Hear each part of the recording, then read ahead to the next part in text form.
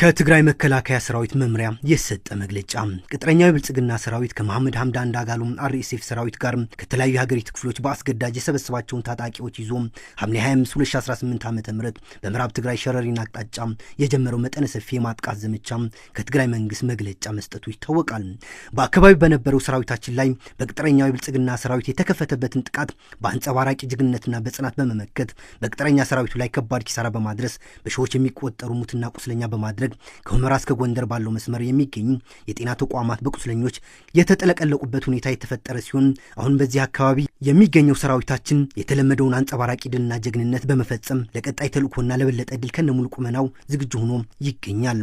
የጆኖሳይዳዊ የብልጽግና ስርዓት የገጠመውን ያልተጠበቀውን ሽንፈት ለመሸፈን በተለያዩ ውሸት ማደናገሪያ ወሬዎች በማሰራጨት ተጠምዶ ይገኛል። ሽንፈት እንጂ ድል ቀንቶት የማያውቀውን አገዛዝ የሰራዊቱን ሞራል ለመጠገንና የኢትዮጵያ ሕዝብና ዓለም አቀፉ ማህበረሰብ ለማደናገር ሁሉንም የውሸት ማሰራጫ መንገዶች ተጠቅሞ እየሰራ ይገኛል። ይሁንና ገና ከጅምሩ ሞራሉ የተሰበረው ሰራዊት በውሸት ድል መጠገን እንደማይቻል እውን ሆኗል። ይህ እንዳለ ሆኖ ጆኖሳይዳዊ የብልጽግና አገዛዝ ከመጀመሪያው ጀምሮ የትግራይ ሕዝብ ለማጥፋት ያቀደውን ዓላማ ስላልተሳካ አሁን ደግሞ ሰራዊቱንና ያለውን የጦር መሳሪያ ሙሉ ለሙሉ በትግራይ አዋሳኝ አካባቢዎች ከቦ ይገኛል።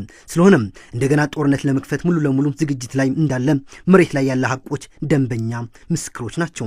አሁንም ቢሆን የጆኖሳይደሩ አገዛዝ እቅድና ዓላማ በህዝባችንና ሰራዊታችን የተባበረ ክንድ የመከት እንደመጣን ሁሉ አሁን በትግራይ ህዝብ ላይ ጆኖሳይድ ለመፈጸም እየመጣ ያለው አገዛዝ እቅዱና ዓላማውን ለማክሸፍ መላ ሰራዊታችንና ህዝባችን በከፍተኛ ሞራልና ዝግጅት ላይ መኖራቸውን ብቻ ሳይሆን እንደተለመደው ሁሉ ዓላማ የሌለው የአብይ አህመድ ሰራዊት በከፍተኛ ጽናትና ጀግንነት በመደምሰስ ሁሉናችን እንደምናረጋግጥ ለወዳጅና ጠላት ከወዲሁ መግለጽ እንፈልጋለን። ዘበት ብሔራዊ ብርሰት ክብርና ሞገስ ለጀግኖች ሰማዕታት የትግራይ መከላከያ ሰራዊት ማዕከላዊ መምሪያ ሐምሌ 28 2018 ዓ.ም መቀለም